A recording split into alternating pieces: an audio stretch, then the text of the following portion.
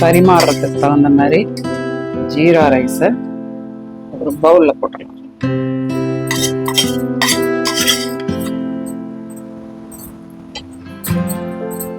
கொஞ்சமா கொத்தமல்லி தழை தூவிட்டு அப்புறம் நம்ம இந்த வறுத்து வச்ச வெங்காயத்தாள் எல்லாத்தையும் போட்டுடலாம். நன்றாக கொதித்து கமகம என்ற வாசனையுடன் சன்னா மசாலா ரெடி. இது மேல கொத்தமல்லி தழை தூவிடலாம். அவ்வளோதாங்க. சுத்தி பாத்திரத்துல எல்லாம் ஒட்டாது, அழகா வந்துடும். இப்ப நான் எதுவுமே எந்த மேஜிக்குமே பண்ணல பாருங்க, உங்க கண்ணு முன்னாடிதான் பிரச்சனை இருக்கேன்.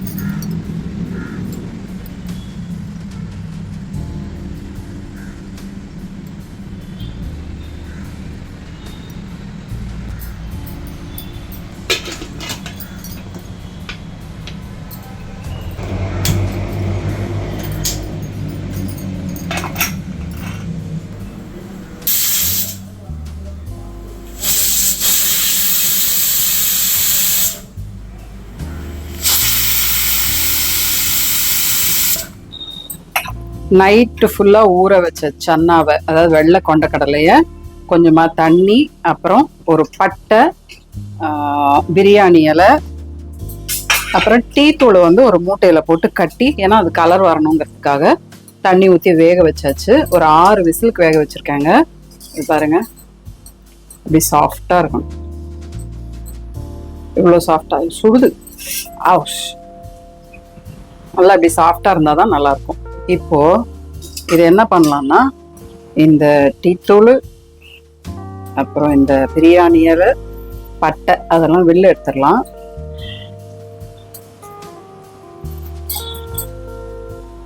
வெளில எடுத்துட்டு ஒரு கைப்பிடி அளவு, ஒரு கப்புன்னு வச்சுக்கோங்களேன், இந்த கப்பு அளவு தனியா எடுத்து வச்சிருங்க. வேக வச்ச சன்னால ஒரு கப்பு மட்டும் நான் தனியா எடுத்துக்கிறேன். ஏன்னா இது வந்து கொஞ்சமா தண்ணி ஊற்றி அரைச்சி வச்சிருவேன். இந்த சன்னா மசாலா பண்ணும்போது இல்லை, வெங்காயம் தக்காளி எல்லாம் போட்டு, தக்காளி விழுதெல்லாம் போட்டு வதக்கி மசாலாலாம் போட்டு வதக்குவோம். கடைசியா இந்த அரைச்ச விழுது அதுல ஊத்துனா கிரேவி நல்லா வரும். கொத்துக்கடலையும் நல்லா தெரியும். இந்த கிரேவி நல்லா வரும்போது சப்பாத்திக்கோ பூரிக்கோ தொட்டு சாப்பிடும்போது நல்லா இருக்கும். சாப்பாட்டு கூட பசஞ்சு சாப்பிடலாம். அந்த மாதிரி கிரேவி நல்லா இருக்கும். ஸோ இதை தனியா நான் எடுத்து வச்சுட்டேன். இதை அரைச்சிட்டு வந்துடலாம். 2 தக்காளியை கட் பண்ணி அதையும் அரைச்சி எடுத்துக்கலாம் விழுதா. நமக்கு புளிப்பு எவ்வளோ வேணுமோ அதுக்கு தகுந்த மாதிரி நான் ஒரு 1/4 கிலோ சன்னா, ஒயிட் சன்னா எடுத்திருக்கேன். ஸோ 2 தக்காளி போட்டால் நல்லா இருக்கும். 2 தக்காளி, பெரிய தக்காளி போட்டு அரைச்சிட்டு வந்துடலாம். அப்புறம் ஒரு பெரிய வெங்காயத்தையும் அரைச்சிட்டு வரணும். இந்த சின்ன வெங்காயத்தை கட் பண்ணி வச்சுக்கணும். அப்புறம் நான் சொன்ன மாதிரி அந்த கொத்துக்கடலையும் அரைச்சி வச்சுக்கணும். இது 3ஐயும் தனித்தனியாக அரைச்சிடலாம்.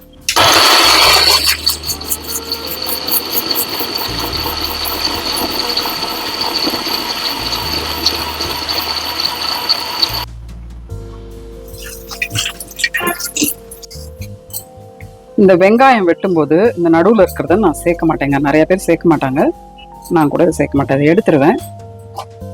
ஒரு பீஸை வந்து பொடியா நறுக்கிக்கலாம். ஃபுல் வெங்காயம் போடலாம், அரைக்கலாம் தான் நினைச்சேன். பட் வந்து வெங்காயமே பெருசா இருக்குங்கிறதுனால இந்த வெங்காயத்தை வச்சுட்டு இந்த ஒரு வெங்காயத்திலேயே ஒரு பார்ட்டு கட் பண்ணி பொடிசா கட் பண்ணி வச்சுக்கிறேன்.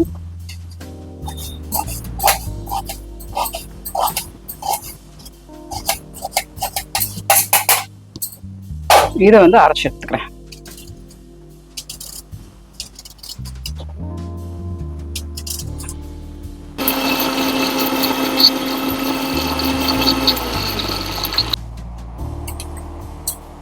இப்போ நம்ம கப்பில் எடுத்து வச்சோம்ல அந்த சன்னாவை கொஞ்சமா தண்ணி போட்டு அரைச்சிக்கலாம்.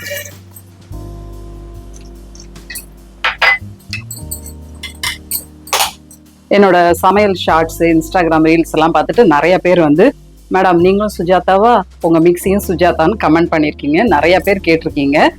என்னன்னா, இந்த சுஜாதா மிக்சி வந்து கடையில கிடைக்கும். இது வந்து ஹெவி டியூட்டி மிக்சி.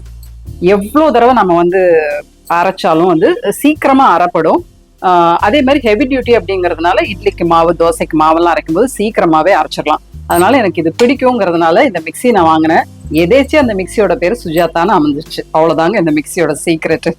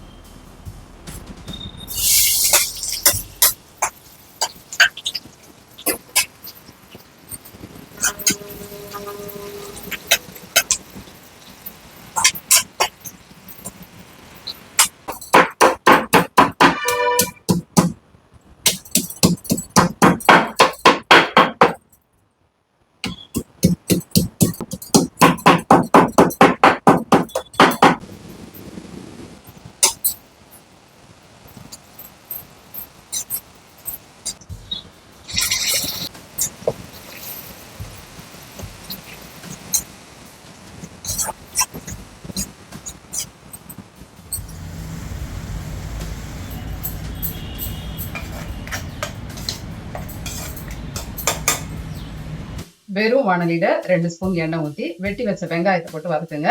கூடவே தட்டி வச்ச பூண்டு, இஞ்சி 2ஐயும் வறுத்துங்க. கொஞ்சம் பச்சை வாசனை போன பிறகு அரைச்சு வச்ச வெங்காய விழுத போடுங்க.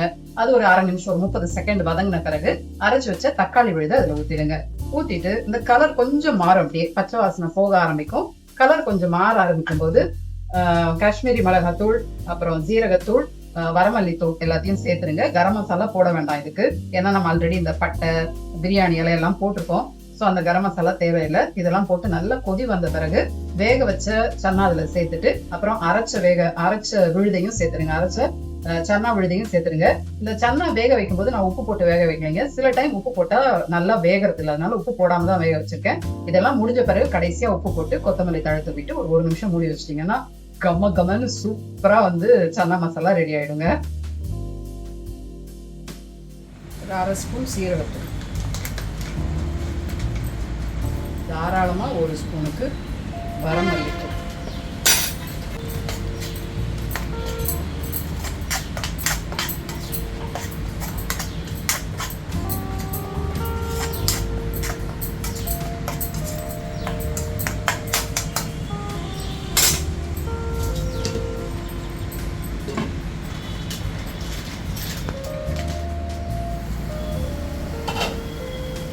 செம்ம வாசனை கமகமான இருக்குங்க.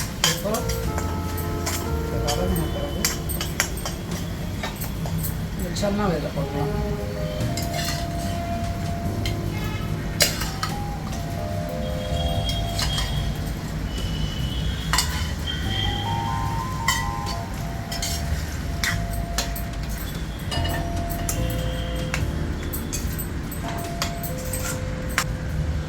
அரைச்சு வச்சிருக்கோம் இல்லையா, இந்த விழுதையும் இதில் போடலாம்.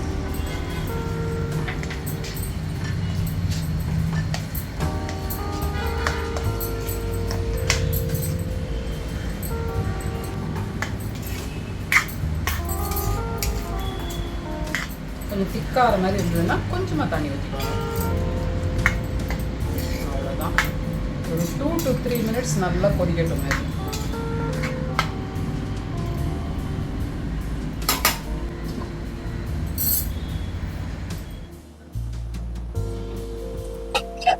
நன்றாக கொதித்து கமகம என்ற வாசனையுடன் சன்னா மசாலா ரெடி. இது மேல கொத்தமல்லி தழை தூவிடலாம். அவ்வளோதாங்க. கொஞ்சோண்டு எண்ணெய் போட்டு அதுக்கப்புறம் வெண்ணெய்.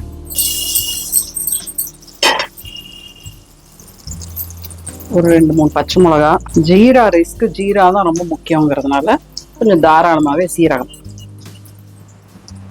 ஜீரா ரைஸ், சீரக சாதம். ஒரு அரை டம்ளர் சீரக சம்பா அரிசியை ஊற வச்சிருக்கேன். இதை நான் கழுவி களைஞ்சிட்டு, அப்போ அந்த வெண்ணெயில வதங்கிட்டு இருக்கு இல்லையா சீரகம், அதோட சேர்த்து அதை வதக்கணும். இருங்க, இதை கழுவிட்டு வந்துடுறேன். இந்த சீரக சம்பா ஒரு அரை டம்ளர்.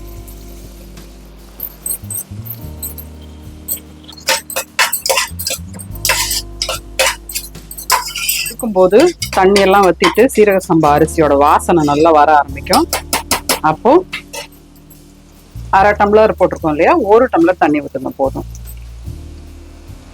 தேவையான அளவு உப்பு. இது கொதி வந்த பிறகு நம்ம குக்கர் மூடி போடலாம். கொதி வந்த பிறகு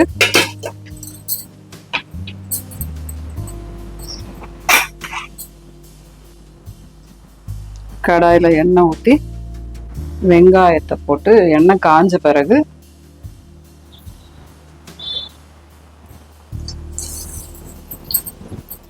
வெங்காயத்தை நல்லா பொன்னிறமா வதக்கி வச்சுக்கோங்க. இது வந்து இந்த ஜீரா ரைஸ் மேல போட்டு சாப்பிட்டா செம்ம சூப்பரா இருக்கும். பார்க்கவும் நல்லா இருக்கும், டேஸ்டும் நல்லா இருக்கும். சில பேருக்கு இந்த வெங்காயம் பிடிக்காது, இந்த சிவப்பு கலர் வெங்காயம். ஏன்னா என் வீட்டுல என் பிள்ளைக்கு பிடிக்காது, அதனால வேணும்னா இது செஞ்சுக்கலாம். இந்த வெங்காயம் இன்னும் கொஞ்சம் கூட பொன்னிறம் ஆகணும். அதுக்குள்ள ஒரு கைப்பிடி அளவு முந்திரி பருப்பும் போட்டுடலாம். முந்திரி பருப்பும் சேர்ந்து வதங்கட்டும், பொன்னிறம் ஆகட்டும்.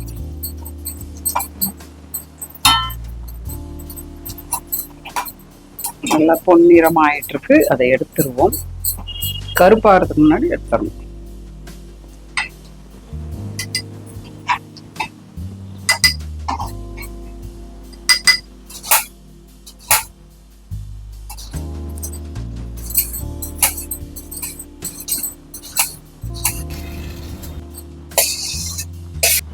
இதுல தேவையான அளவு உப்பு போட்டுருங்க.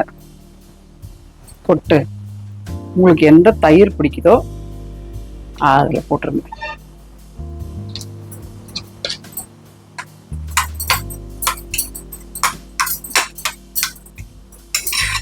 வெள்ளரிக்காய் பச்சடி ரெடி. எனக்கு இந்த பச்சடியில இல்ல, கொஞ்சமா எண்ணெயில கடுகு, அப்புறம் பெருங்காயத்தூள், பச்சை மிளகாய் தாளிச்சு போட்டா எனக்கு ரொம்ப பிடிக்கும்.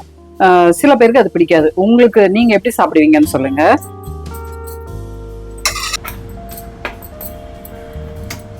தரங்க. செம்மையா ரெடி ஆயிடுச்சுங்க ஜீரா ரைஸ். சூப்பர் போங்க. அழகா பசங்களுக்கு இதை டிஃபன் பாக்ஸ்ல கட்டி கொடுத்தோன்னு வைங்க, சான்ஸே இல்லை. இருங்க, பரிமாறுறதுக்கு தகுந்த மாதிரி ஜீரா ரைஸை ஒரு பவுல்ல போட்டுடலாம்.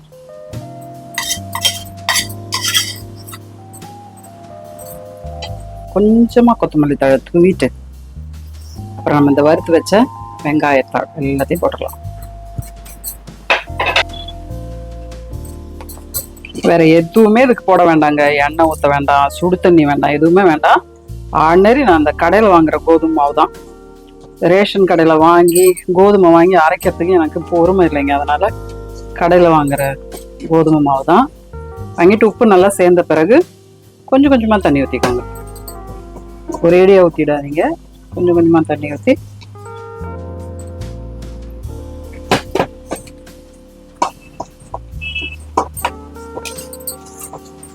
சுற்றி பாத்திரத்துல எல்லாம் ஒட்டாது, அழகாக வந்துடும். இப்போ நான் எதுவுமே எந்த மேஜிக்குமே பண்ணல பாருங்க, உங்க கண்ணு முன்னாடி தான் பேசிட்டு இருக்கேன்.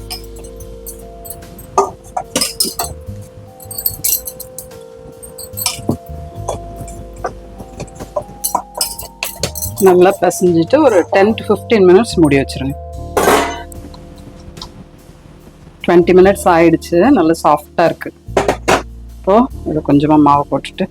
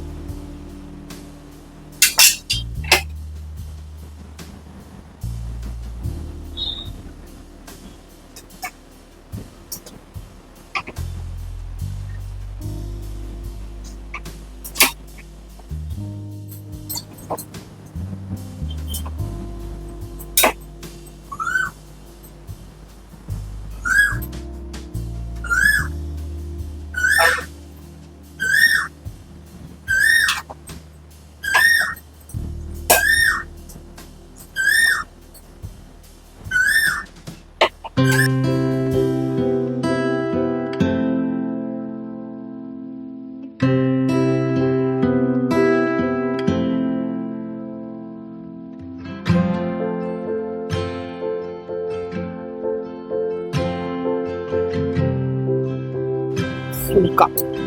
சூப்பர் அவுட்டோர் சாப்பாடு.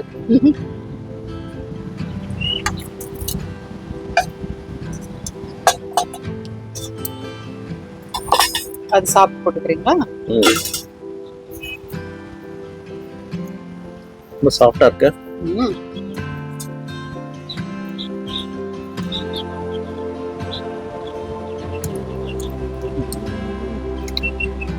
சூப்பர், சூப்பரா இருக்குங்க.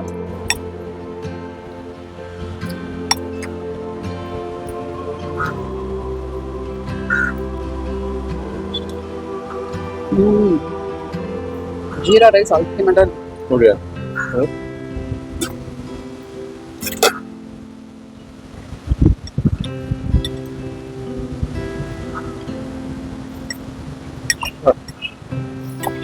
நல்லா உதிர் உதிரா இருக்கு.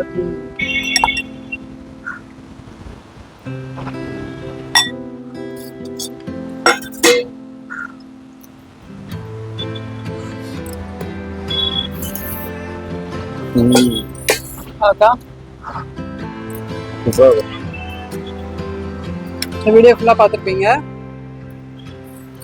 நீங்களும் உங்க வீட்டில் இதெல்லாம் செஞ்சு பாருங்க. செஞ்சு பார்த்துட்டு கமெண்ட்ல சொல்லுங்க. பாய்.